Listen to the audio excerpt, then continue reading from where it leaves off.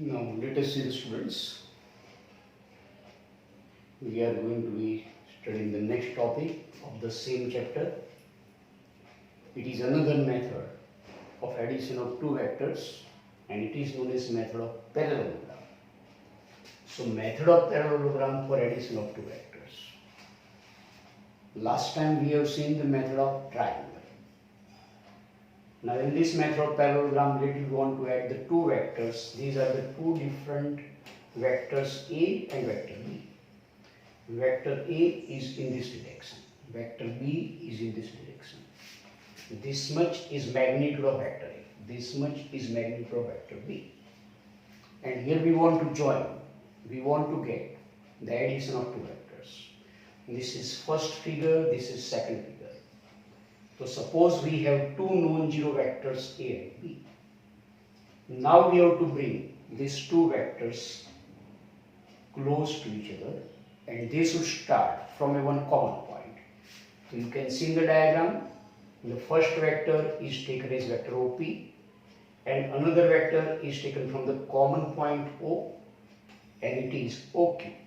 So both the vectors A and B now are drawn from a common point origin, keeping their direction as it is, keeping their magnitudes as it is. So to add these two vectors, bring their tails. So tail of the first vector A is here, tail of the second vector B is here, and we have to allow to join their tails with each other, and that have been joined at a point O. So to add these two vectors, bring their tails to common origin O as shown in figure 2.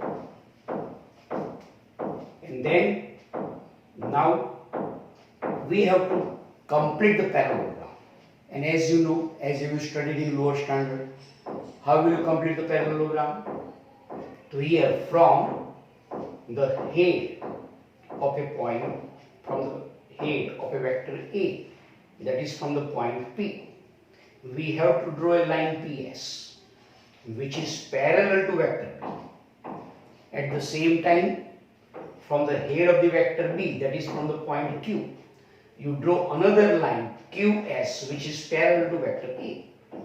Then these two lines, one is PS, another is QS, are intersecting with each other at a point S, and you will get the complete parallelogram OPSQ. See that?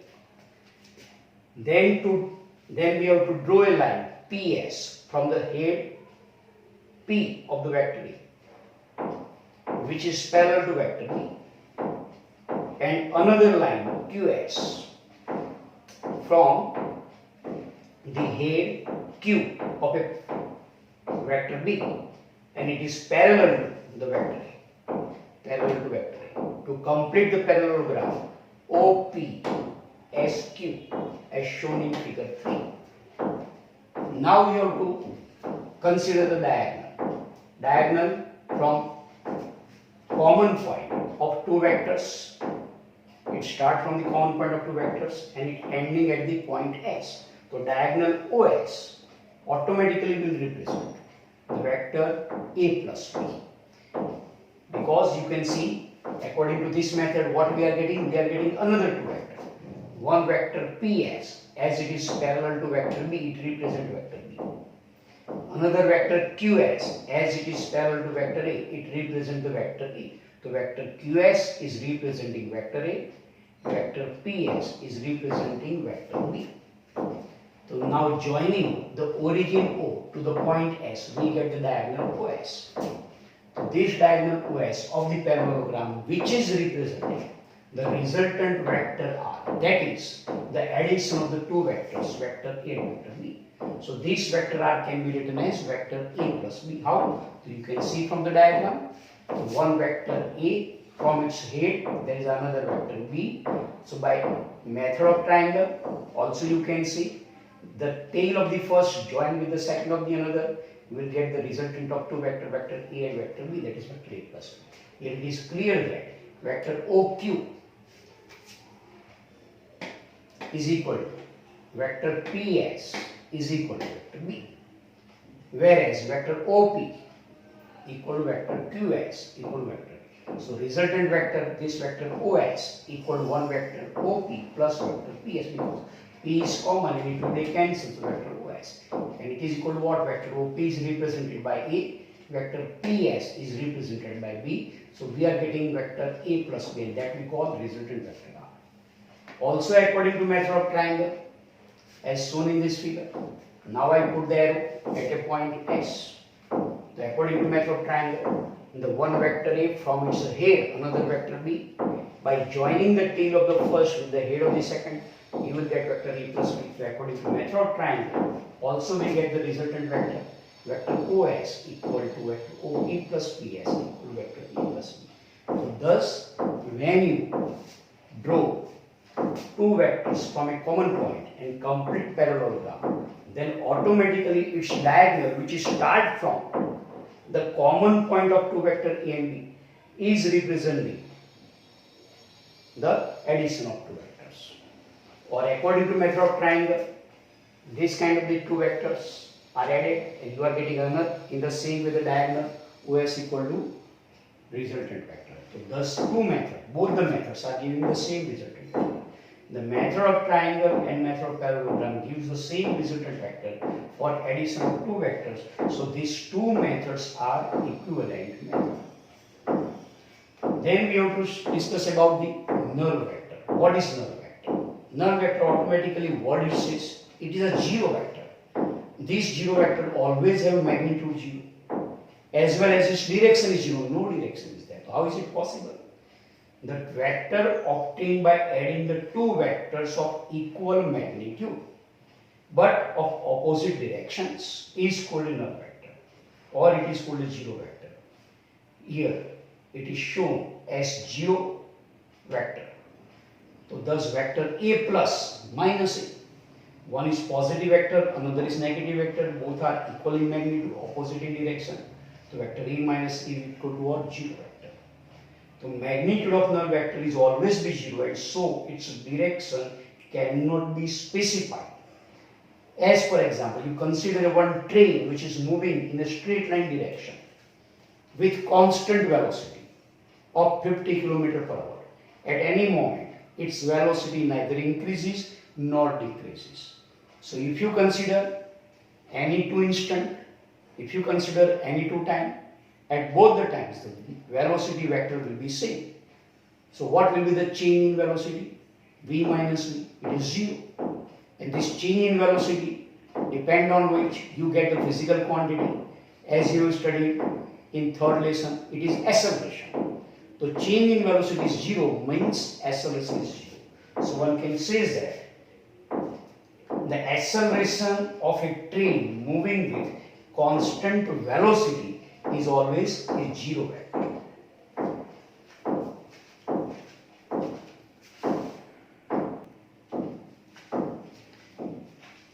Now let us see the physical meaning of zero vector. So what is the physical meaning of zero vector?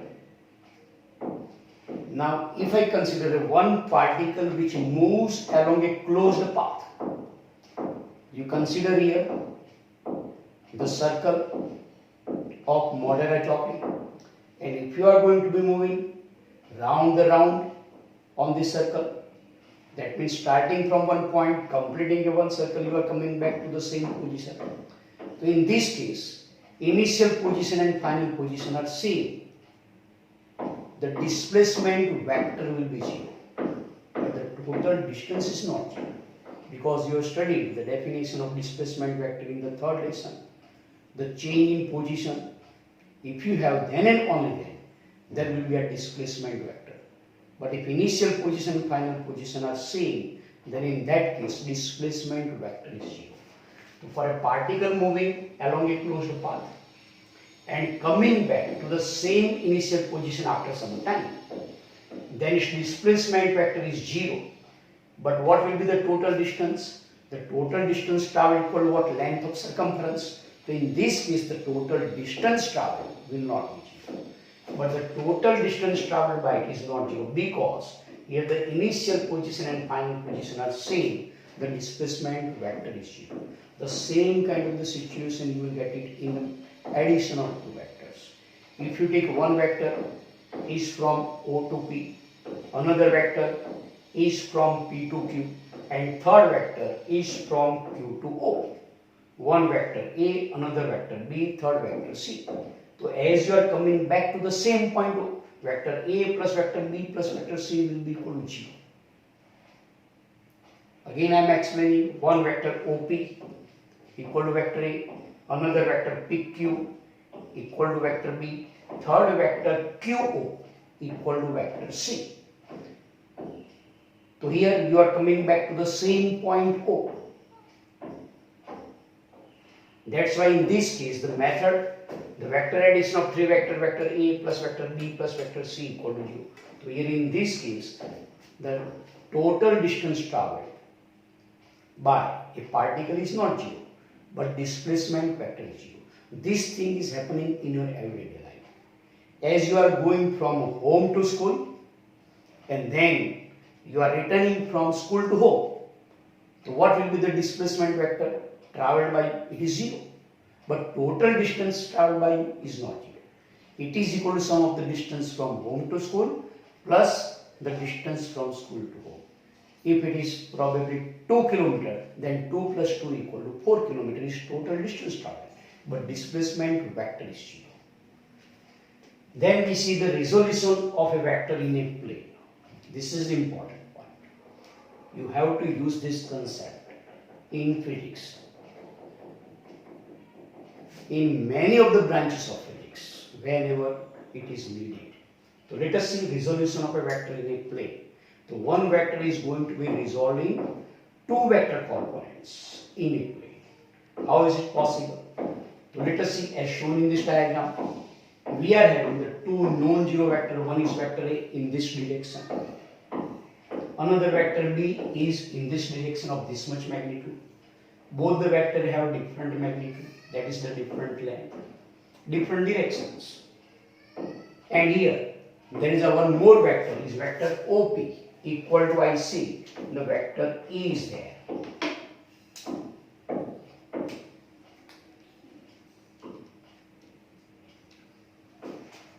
And I want to represent this vector OP equal to vector A in the sum of the two vectors. One is vector small a, another is vector small b. How is it possible?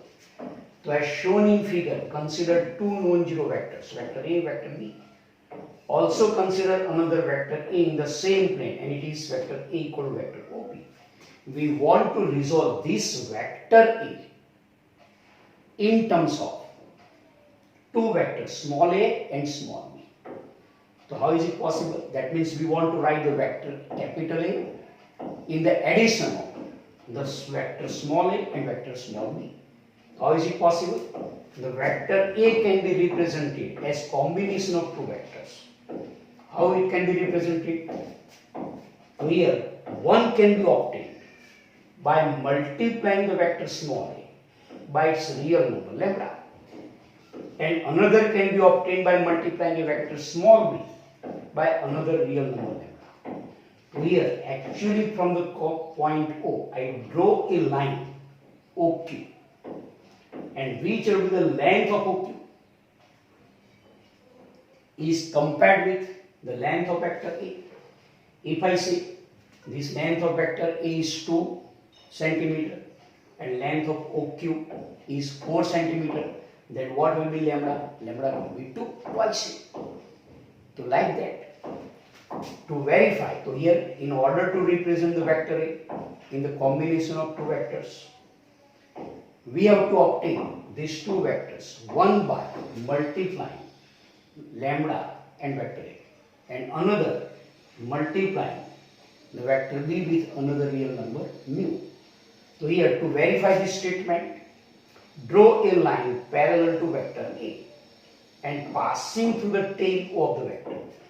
So here from the tail O, you draw a one line which is parallel to vector A. इसको parallel रहना चाहिए. So this line is OQ and passing through the point A. Then you have to draw another line which is passing through the point P and the head of the vector, and it should be parallel to vector B. So this is the vector B. So from the head you have to draw this kind of another line. It must be passing through the head. So one line must be passing to the tail of the vector A, and another should be passing to the head of the vector A. The line passing through the tail of the vector A should be parallel to vector A, small vector A, and another line passing through the head of the vector A, that is from the point P, must be parallel to vector B. So these kind of the two lines, one is like this one, another is like this one. So these are the two crossing lines are intersecting with each other at a one point Q. So here to verify the above statement, draw a line parallel to vector A passing through the tail O of the vector A. Similarly, draw another line parallel to vector B and passing through the head P of the vector A. And if these two lines are intersecting at a point Q, then you measure the length from O to Q and you compare it with the length or magnitude of vector A. That means you take the ratio of length OQ to the magnitude of vector A, then you will get automatically the number lambda. Similarly, you measure the length from Q to P and it should be divided by the magnitude of vector B, you will get automatically another real number, mu is there. So if these two lines are intersecting at a point Q, then from the figure, vector OQ is representing lambda vector A, vector QP is representing mu vector B, because you can see that this OQ is parallel to vector A and QP is parallel to vector B. And these kind of the two components, so one is OQ, another is QP. That means one is lambda vector A, another is mu vector B, are said to be the vector components of a given vector. Because according to method of triangle, now you can write this vector capital A is in the sum of the two vectors. Because this is vector OQ, start from the tail O, and from its head there is another vector QP. So tail of the first vector is O, tail of this another vector is, head of the another vector is P. By joining the tail of the first with the head of this second, you are getting the resulting vector OP. So this is called what? Resolution of vector A in the direction of vector A and vector B lying in the same plane in the form of the vector components lambda and vector mu. Thus vector OP equal to vector OQ plus vector QP. So Q being common, it will be cancelled. So you will get vector OP equal to vector OQ plus vector QP. But what was OQ? OQ was lambda A. And what was QP? QP was mu B. And what was vector OP? Vector OP was vector capital A. So this vector capital A equal to the sum of or addition of two vectors. One is lambda vector A, another is mu vector B. This lambda vector A and mu vector B are known as the vector components of a given vector capital A, and they are known, and it is known as, this method is known as the resolution of a given vector A in terms of two vector components in the plane. But now, if you are taking this kind of the vector A, not in any plane, but it is in XY coordinate systems or XYZ coordinate systems, and it is starting from the origin, then in that case it can be easily resolved. It's one component in X direction, another component in Y direction by using the unit vectors, and this is most important. So how is it possible? So it is possible by making the use of unit vectors. So let us see the concept of unit vectors. So what is unit vector? What automatically says? Unit vector means a vector which always have magnitude equal to 1. Whether it is 1 meter per second, whether it is 1 meter per second square, whether it is 1 Newton, for velocity it is 1 meter per second, for acceleration it is 1 meter per second square, for force it is 1 Newton. So like this, for any kind of the vector having its magnitude is 1. The vector having unit magnitude is called a unit vector, and this kind of unit vector is represented by symbol small n and इसके ऊपर choti c cap. It can be read as the n hat or it can be read as n caret. So this is the specific symbol for representation of unit vector. Unit vector is represented by n caret, n cap, n hat. How this unit vector of any vector can be obtained? By dividing any vector by its magnitude, we get its unit vector in the same direction as shown in this figure. I am considering this is one vector OP is equal to vector A, and let the magnitude of this vector A is 6 cm. So we'll let vector OP equal to vector A, and its magnitude is 6 cm. So I just represent it by its specific symbol, modulus of vector A equal to 6. So if I say this is 6 cm per second, suppose it is velocity. If it is a force, then it is a 6 Newton.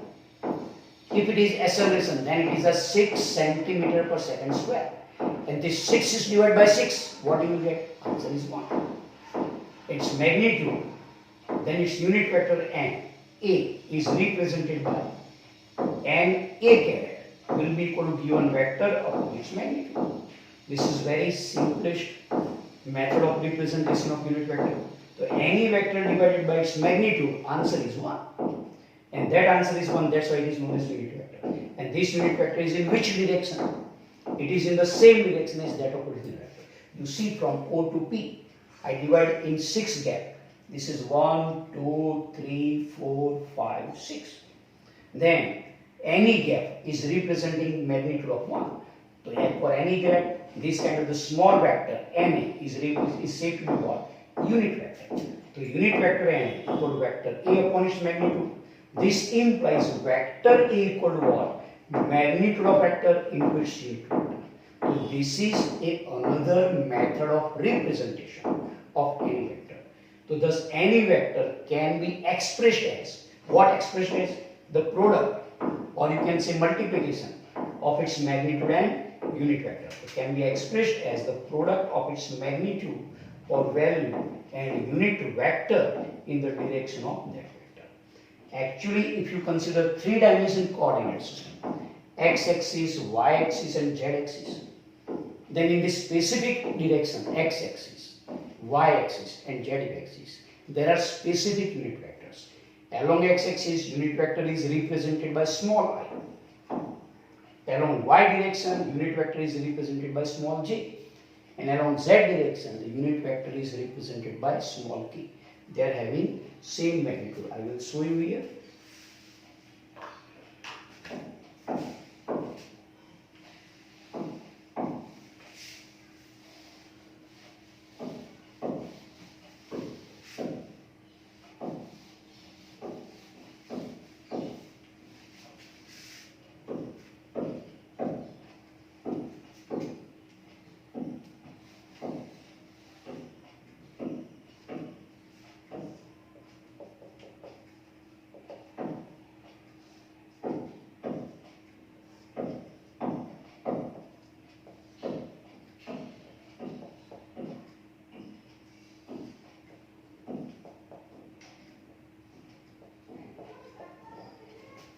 So these are the three unit vectors. One in along the direction of I. Unit vector I has magnitude is 1. Unit vector J has also magnitude is 1. And unit vector K also has magnitude equal to 1. So this length is 1, this length is 1, this length is 1. So thus unit vector I, J and K are along x-axis, y-axis and z-axis. You can see that x-axis, y-axis and z-axis are perpendicular to each other. That's why the unit vectors I, J and K are also perpendicular to each other. If I take two-dimensional diagram,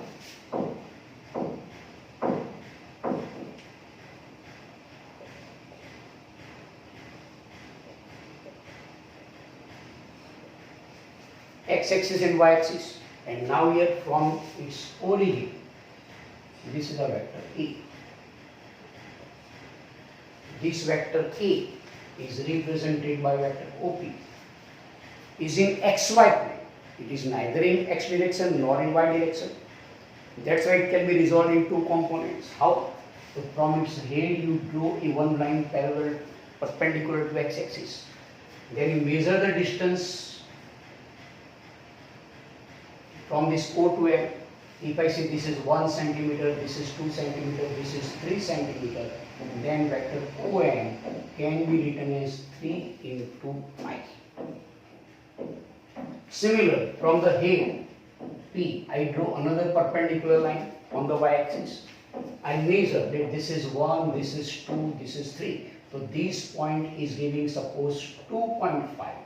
Then if I denote it by the symbol n, then vector ON can be written as equal to 2.5 and it is multiplied by unit vector G. So vector A can be written as the sum of the two vectors. One is 3i and another is 2.5g. So this is said to be what? The resolution of the vector A in xy plane in two-dimensional coordinate system. Now let us see one example, 4.1, which is given in your textbook. I will read it here and I just write a solution. A rain is falling vertically with a speed of 35 meters per second. So this is a rainfall with a speed of 35 meters per second. Wind starts blowing with a speed of 12 meters per second in the east to west direction. So now you must know about the direction. If I draw, this is vertical line, this is horizontal line, this is north, this is south. This is east direction and this is west. So wind is blowing in the direction from east to west. So I draw this kind of the for the wind flow. I denote it by the symbol VW and it is how much? 12 meters per second. Then the question is this: in which direction should a boy waiting at bus stop hold his umbrella? So here there is a one boy who is standing at bus stop with his umbrella like this one. So now here if the boy is keeping his umbrella like this vertically straight, then he is going to be weighted due to the rain is going to be falling on his body. So how he has to keep his umbrella? In slanting direction so that the rain falls only on the umbrella and he will save his body from the rain falling. So here that umbrella should be kept in one slanting direction. Which slanting direction? So that we will solve here by method of addition of two vectors. This is one vector, this is another vector. You join these two vectors, that will give the resultant vector. And in that resultant vector, there will be resultant speed of the rain flow. Resultant speed of the raindrops, rainflow is there. So I consider this is one vector, is VR, like this one. It is equal to how much? 35 meters per second. Then, so this is one vector, this is tail, this is head. अब यहाँ पे क्या आना चाहिए? दूसरे vector का head आना चाहिए. That means I consider this is the VW. So let this is the VW.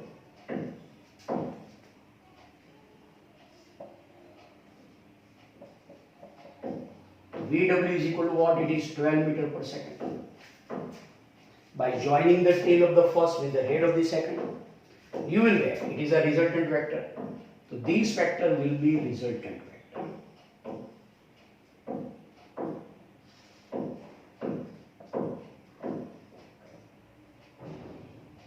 This is VR equal to 35 meters per second.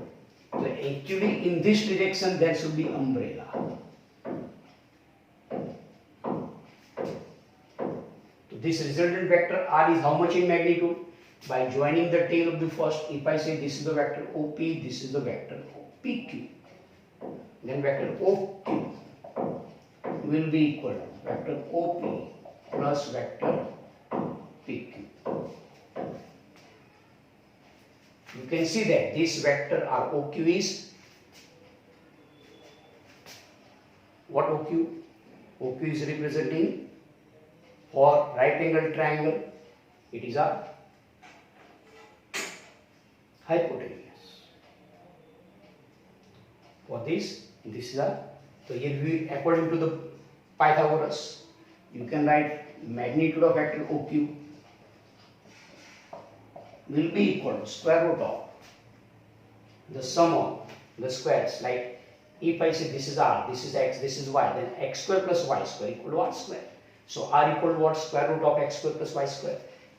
X square, that means magnitude of OP square plus this is magnitude of PQ square.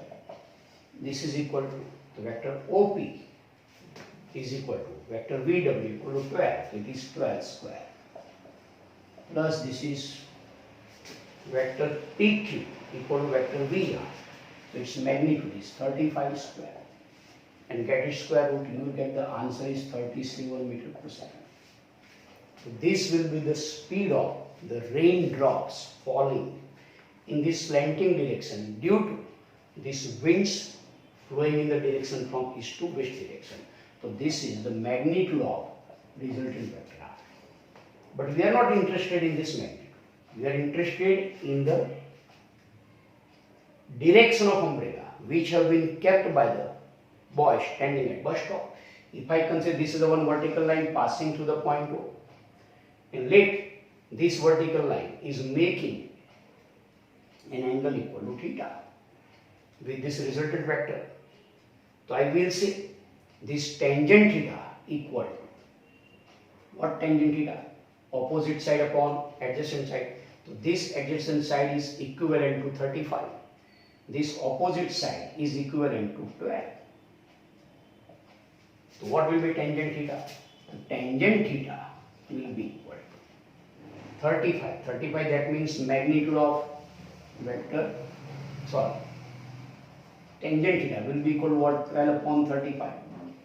What is 12? It is magnitude of vector VR. And 35 is, magnitude of vector VW. And this is magnitude of vector VR.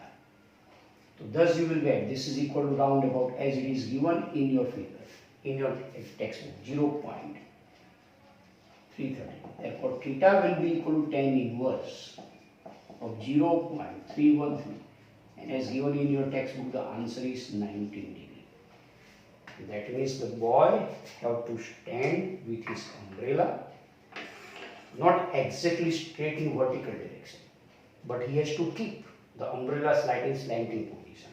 So with respect to this vertical direction, that angle should be equal to what? 90 degree. And if he is going to be just standing like this one with his umbrella, then and only then he can save his body from the raindrops falling on his body. Is that clear? So that theta should be equal to what? 90 degree. Again you understand. In this example, there is a rain fall in vertical downward direction by a speed of 35 meter per second. Wind flow is in the direction from east to west with speed of 12 meter per second. I join these two vectors, one vector VR. So this is vector VR is vector PQ. Its tail is here, its head is here. Then I draw vector OP equal to vector VW. This is the tail, this is the head. Then by joining the tail of the first with the head of the second, we are getting this is the resultant vector R. And this resultant vector R equal to sum of the two vectors. So one is vector VR, another is vector VW. Or you can say vector OQ is equal to vector OP plus vector PQ. So according to mathematics for right angle triangle, the square of this hypotenuse equal to sum of the squares of its adjacent side. That's why magnitude of OQ equal to what? Square root of OP square plus PQ square. You can just write this is X, this is Y. So this is X square plus Y square equal to what? R square. Therefore R equal to square root of X square plus Y square. So magnitude is 37 meter per second. But we are interested in finding the direction of this resultant vector. In that direction the umbrella should be there. So for this purpose I am again drawing another right angle triangle. So this was the one right angle triangle, this is another right angle triangle from the figure. You can say for given any rectangle, The two opposite sides are equal. These two opposite sides are equal. This is 35, that's why this should be 35. This is 12, that's why this should be 12. So according to tangent theta equal to what? Opposite side upon adjacent side. That means tangent theta equal to 12 upon 35. As it is 12 upon 35, what was 12? It was magnitude of VW. What was 35? It was magnitude of VR.